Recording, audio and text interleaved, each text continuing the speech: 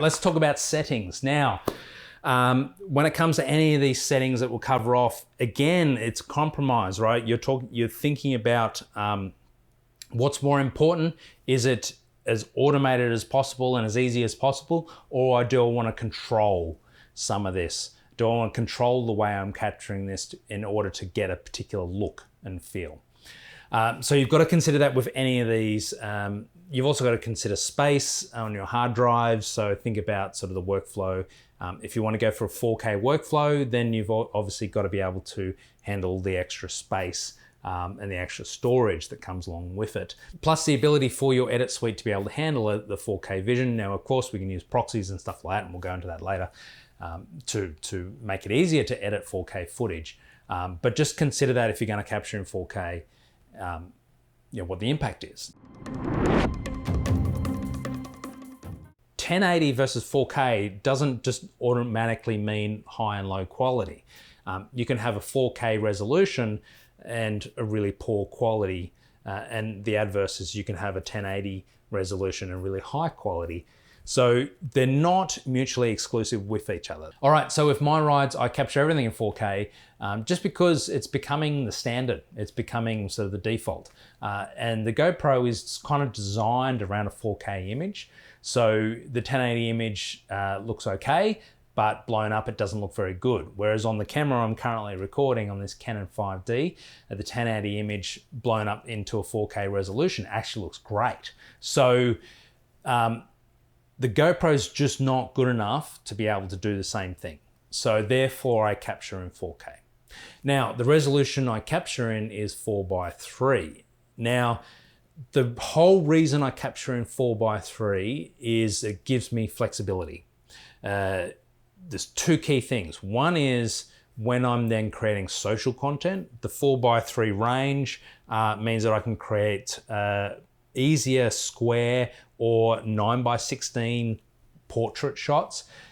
So that's a big key advantage. But the number one reason I do it is to give me the flexibility because I can't see the shot on the front of the helmet. So if I've positioned it slightly incorrectly, either up too high or down too low, I can fix it in post. I can move it up or down if I've got that extra 4:3 resolution above and below the shot. What I'm aiming for when I'm setting up my resolution on the camera is obviously on a motorcycle, you want the widest field of view possible. What we want to try and capture is that you can see the handlebars and the environment. Right? We want to be able to see the road that is up ahead, what we're traveling towards, plus the context of us in the environment, right? Most of the motorcycle videos that we're recording are POV. They are our point of view, and the handlebars are a key part of that point of view. That's why I also capture, I use the GoPro Max sitting on my chest, which creates a nice vision a little bit lower, gets more of the handlebars in the shot. So that's something to think about. But 4K 4:3 is my default. There is, however, one compromise by capturing in 4:3, is it makes it a little bit harder when you're editing 4K 4:3 footage in the GoPro app.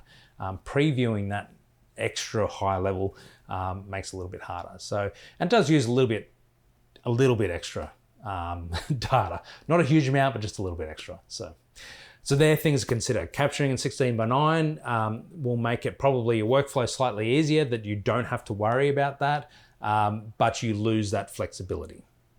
Now also on resolution, as I said, I capture in 4K. 2.7K in the GoPros is also really impressive. Consider that if you want to have a little more flexibility, you don't want to, particularly if you're capturing videos in a hot environment, 4K gets the camera really hot. 2.7 just relinquishes a little bit of that heavy load, and so it doesn't quite get as hot.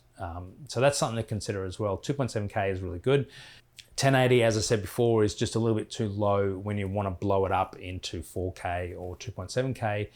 When you upload into YouTube, and we'll go into this in another, when we get into publishing, but when you publish to YouTube, anything 2.7K and above goes through a different rendering engine, and it's slower to be rendered, but the quality is a lot better.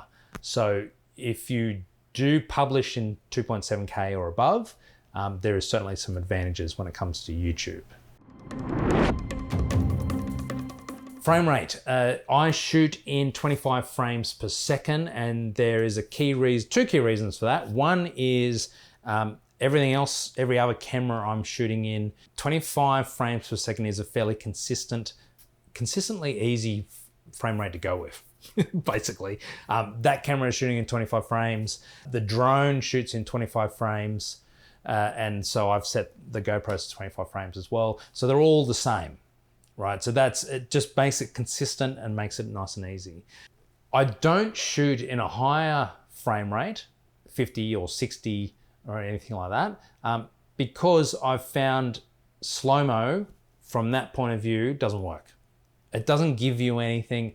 It doesn't look particularly good. Slow-mo in POV view, unless you're going past objects really close, there's no real gain to it. It doesn't really look very good. Looks good when you're doing B-roll and stuff like that, getting shots down low, all these different angles and stuff, things like that. But as a default point of view shot, slow-mo doesn't give me anything. It doesn't add to the story, so there's no point shooting in it. You should always try, where possible, to shoot in the frame rate that you're going to publish in.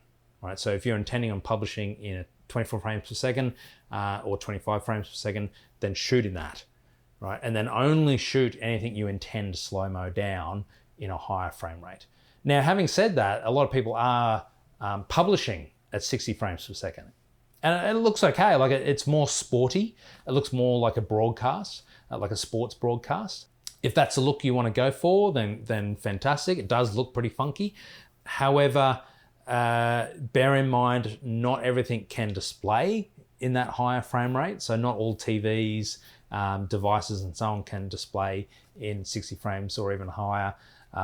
So that's something to consider. The other thing you've got to consider is the extra space. If you're capturing 50 frames per second instead of 25 frames per second, you're capturing double the amount of frames.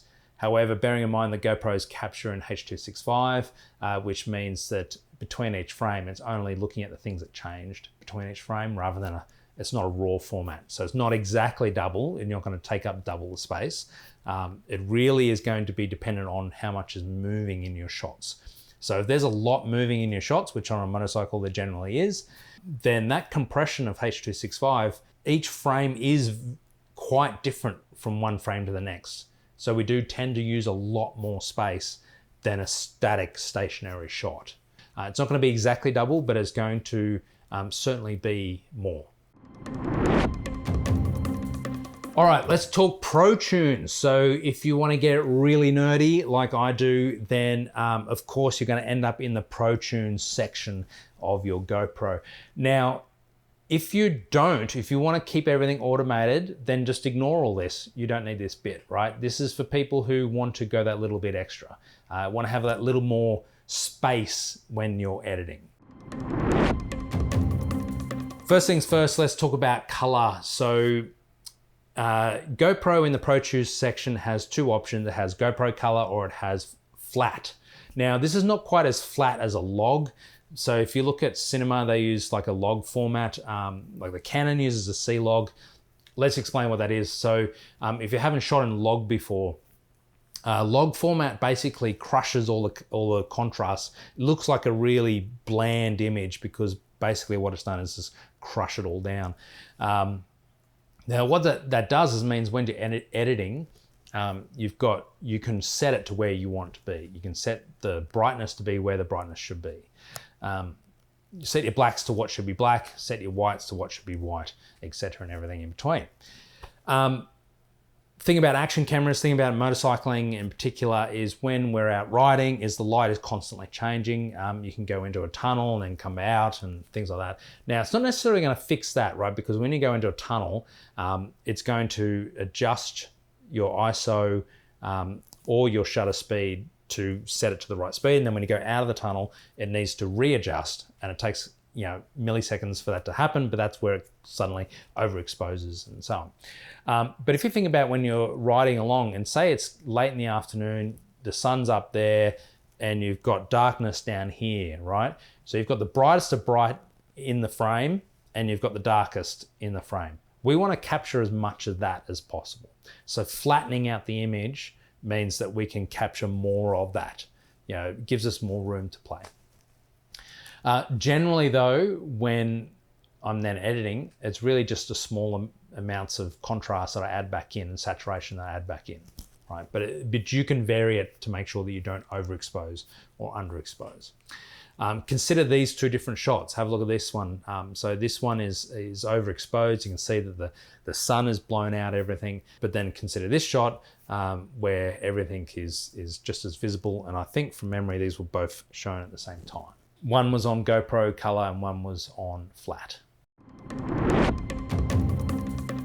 Also in the Pro Tunes section, you'll find audio. So for me, this is really important. It does add a lot more time and a lot more process. Well, I'll put a caveat on the time because once you've built a process, and I'll show you that process, but you build a bit of a process that automates it, then it makes it much easier. But when you use the audio function in Pro Tunes, it creates a separate WAV file that's alongside your video file. So you end up with two files, right? So your audio isn't in, it's still in the video file and you can still utilize that. And in fact, if you set your wind or whatever settings, it still uses that. So the audio in the video file doesn't change. You can still use that. What it does though is create a separate audio file that you can then utilize. Now, high, medium, and low are the settings. High means it will create a separate WAV file, which is a better quality file than the one that's inside. That's a compressed version of what's in the video. It's an uncompressed. So it is better. However, they still do all their changes to that file. Now, what GoPro does is you'll notice that when it's quiet, it ups the audio automatically, and when it's loud, it drops the audio and things like that. And also, it cuts off microphones. GoPro has microphones on the front, the top, the side. If the wind's coming from the front, as it would be there, they'll cut that microphone, right? So once the audio level gets to a certain height, it cuts that microphone out. Now, when you've got your Pro Tunes setting to high, it still abides by those rules, right? So it still does that same editing to your audio file. Medium, it will not change the level of audio in the file, right? So your audio will come out seemingly really quiet, all right? And that's where we then amplify it. But it will still cut out the wind noises and stuff like that, all right? It'll still cut out microphones. Then on low, it doesn't do anything to your audio file. It is raw as it came out of the camera, right? So low means the amount of fiddling they do with the file, right? So low doesn't mean low quality. Low means the amount of changes they make to it. Hopefully that makes sense. Personally, I go with low and then I edit the audio files. And most of the editing I really do, the audio file, is just bringing it up and matching the loudness levels. And that's pretty much it.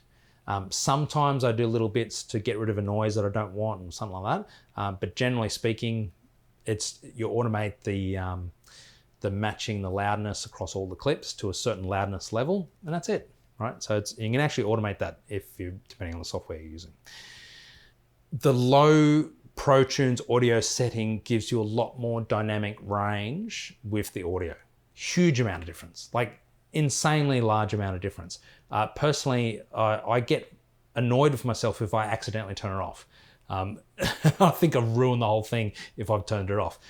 That's how much better the audio is in that WAV file. So consider using that if you want, but just, I personally always choose to use it because it does add an additional process to your workflow, and it is a little bit time consuming, and it's not, most of it's automated anyway, but it does add time.